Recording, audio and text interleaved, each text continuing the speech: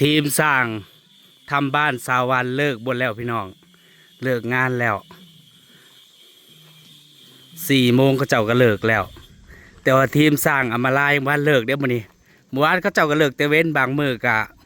4 โมงบางมื้อกะ4 โมงกว่าแต่มื้อนี้ยังบ่ทันเลิกทีมงานสร้างทำบ้านอำมาลาเดี๋ยวจะพาไปดูท่านผู้ชมว่าเฮ็ดไปฮอดคันใดแล้วเห็นรถอันขนทรายมาส่ง2 รถ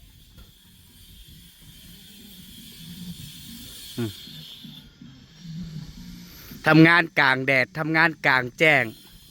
แดดและอากาศร้อนพร้อม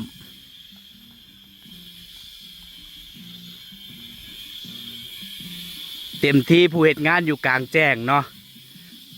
แต่ว่าทีมงานสร้างลุงเลินยังว่าเฮ็ดงานอยู่ในร่มมีหลังคาแดดก็แดดโพดแดดแบบบ่มีห่มอยู่บ่มีฮอดต้นไม้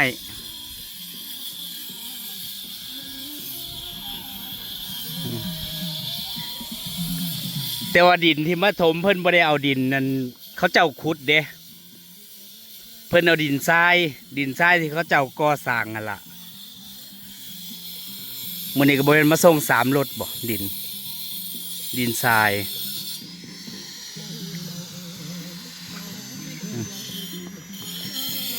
ทีมงานเขาเจ้าก็6 คนทีมสร้างมันแดดก็อารมณ์แล้วมาขังแดดไว้บอนอยู่กับเฮ็ดเพิงนั่นเนาะแต่ว่าเขาเที่ยงอำมาลาเฮ็ดสู่เขาเจ้ากินมื้อนี้เพิ่นก็ได้หยังบุน้ำตกหมูบ่จักสิกินหยังแต่ละมื้อพี่น้องแต่ว่าคันสิซื้อกินก็บ่มีฮอดบ่อนซื้อคันซื้อน้ำกับผู้ใดร้านสาวแสงพุ่น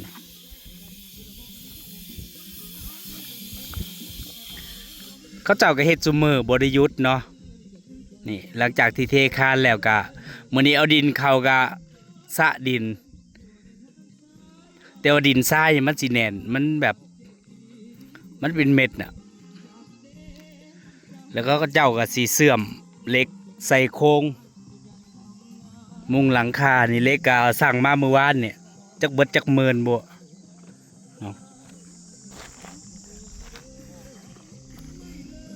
แต่ว่าเงินจ่ายเขาเจ้าเป็นคนออกเองได้แบบว่ามันเหมาราคาเหมาเบิดแล้วราคานี่ก็คือเขาเจ้าสั่งมาเองอีทินปูนทรายแล้วก็เจ้าของบ้านมีหน้าที่จ่ายเงินก็คือบัตรแล้วงานพุ่นล่ะเนาะบ่คือสาววันเด้สาววันแล้วสั่งของมาแล้วก็จ่ายของเองแต่ว่าสร้างก็อีกต่างหากแต่อันนี้แบบว่าจ้างเบ็ดเสร็จแล้วก็ราคาตามนั้นประมาณนั้นเนาะยกโครงมุงหลังคามีแต่เสากับหลังคาก็200,000 กว่าพุ่น230,000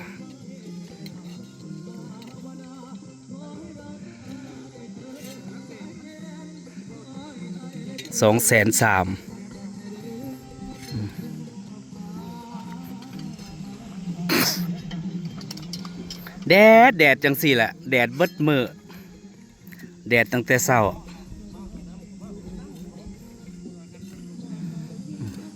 ดินทรายมันก็สิกวดง่าย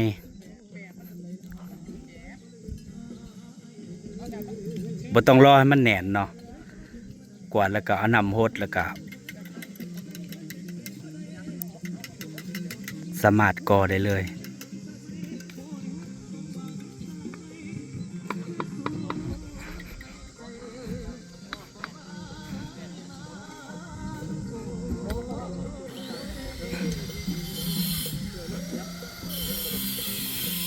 เทคาน2 รอบเนาะเทคานล่างแล้วก็ก่อขึ้นกับเทคานบนอีกรอบ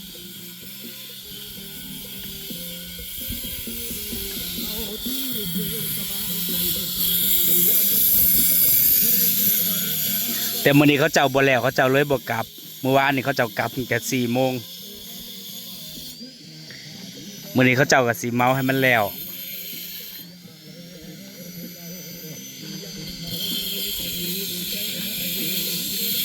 อันนี้จะเป็นบ้านสไตล์นอร์ดิก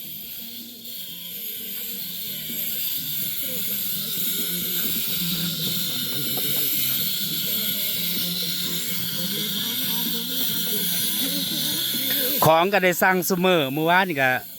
ทั้งหินทั้งทรายทั้งเหล็กมื้อนี้ก็ดินอีก2-3 รถ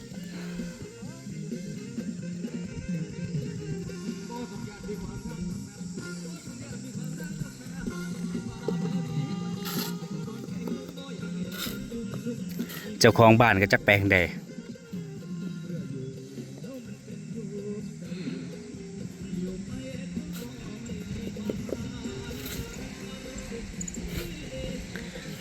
ถ้าบ้านมันมีหลังคาแล้วก็สิบ่ค่อยร้อนเนาะอันนี้มันทำงานกลางแดดกลางแจ้งแดดทั้งวัน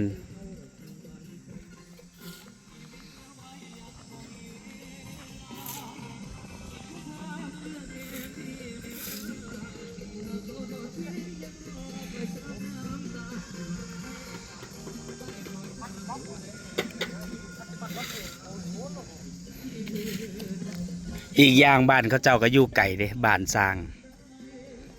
ถ้าเป็นสร้างสวรรค์น่ะเป็นสร้างอยู่ในบ้านเองหมู่บ้านเองเนาะอันนี้เขาเจ้าอยู่ไกลกว่าสิเมื่อหอดกว่าสิมาหอดยามมื้อเช้าก็จน9 โมง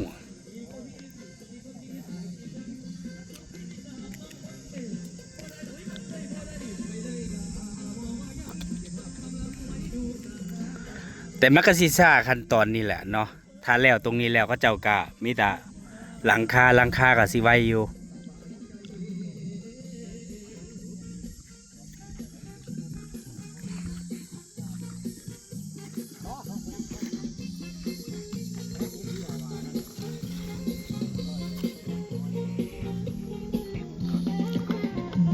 ทำงานพังเพลงไปนำ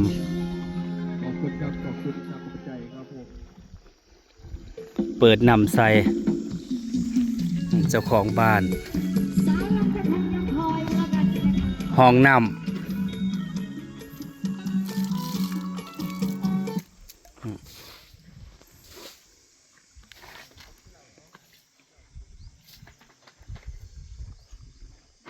บ้านพร้อมห้องน้ำจะกระทั่งเพศแท่งพี่น้อง ก็คือสิเฮ็ดแทงน้ำตรงนี้เนาะ4 เสาอันนั้นจะเป็นบ่อนั่นบ่อเกอะบ่อหยังเนาะห้องน้ำก็สิอยู่ในโตแทงน้ค่อนข้างกว้างพี่น้อง2 เมตรกว่า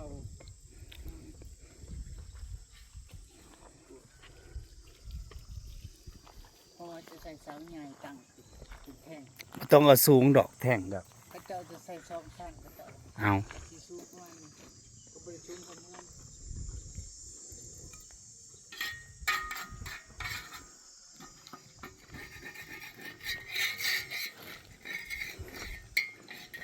บ้านคำว่าบ้านก็คือทุกอย่างเนาะกว่าสิแล้วบ่แม่นง่ายทำไปเรื่อยๆอย่าให้หยุดมันอยู่ที่งบ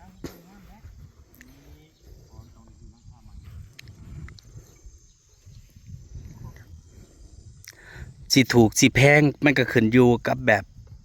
ความละเอียดความงามของบ้านคันสิเอาแบบงามๆตกแต่งแบบงามก็ต้องได้จ่ายแพงบ่ว่าสิเป็นอุปกรณ์วัตถุก่อสร้างต่างๆมันก็มีหลายเกรดเนาะแบบบ่ดีแบบดีแบบราคาถูกเว้นราคาแพงจังซี่บ่ว่าสิเป็นเหล็กบ่ว่าสิเป็นหลังคาก็มีหลายราคาให้เลือก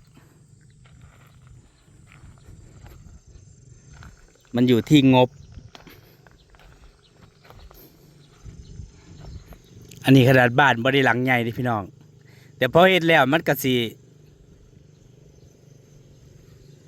ใหญ่ประมาณหนึ่งพุ่นล่ะเนาะน้อยก็บ่น้อยเพราะว่าเสา12ต้นเพิ่นว่า2ห้องนอนเพิ่นว่าแต่จริงมันเป็นบ้าน3ห้องแต่ว่าอาจสิเป็นห้องนอน2ห้อง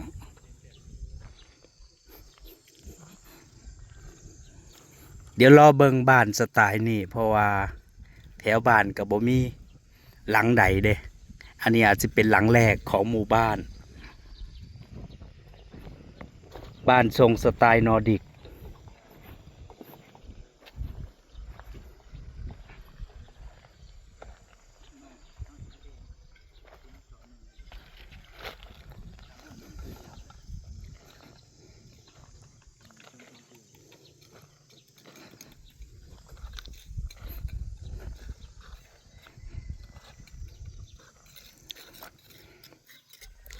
ส่วนใหญ่บ่มีก็สิมักแบบถ้าเป็นบ้านก็บ่ได้อยากได้บ้านหลังใหญ่ดอกอยากได้บ้านแบบสไตล์บ้านสวนประมาณนั้นแบบอยู่เรียบๆง่ายๆที่ปลูกต้นไม้หลายๆจังซี่เลี้ยงปูเลี้ยงปลาหรือว่าผลไม้ประมาณนั้นเนาะ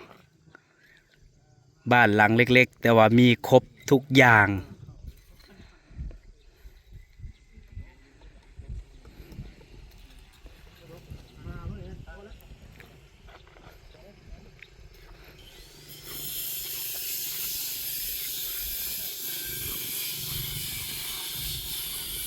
เดี๋ยวเขาเจ้าแล้วเขาเจ้าก็กลับแล้วเขาเจ้าสิมันยังเหลือบ่หลายกันเลย ให้มันแล้วตรงนี้ประมาณนั้น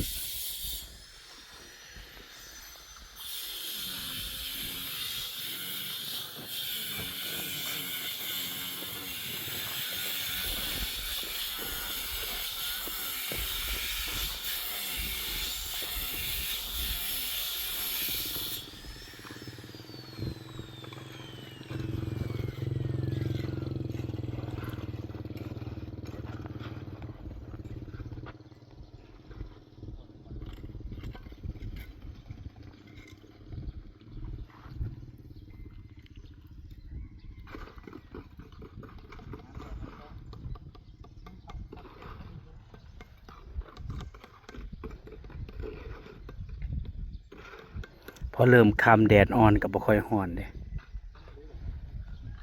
แต่มันสิร้อนช่วงบ่าย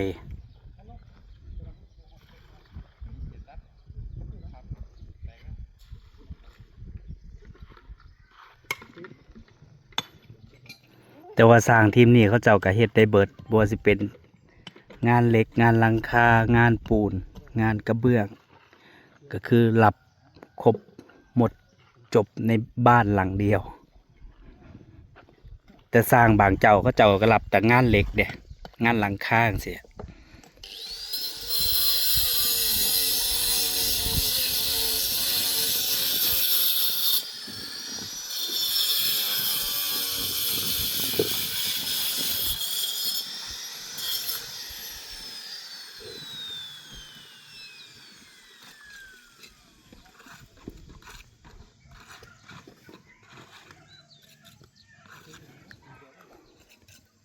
แล้วเขาเจ้าก็มีแต่จะกลับบ้าน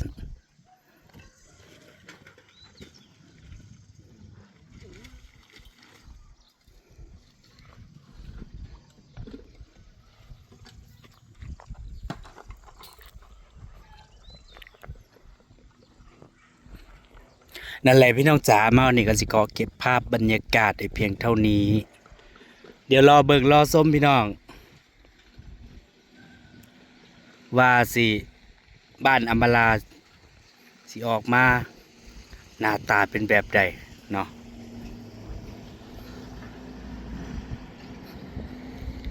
สีขี้ลาย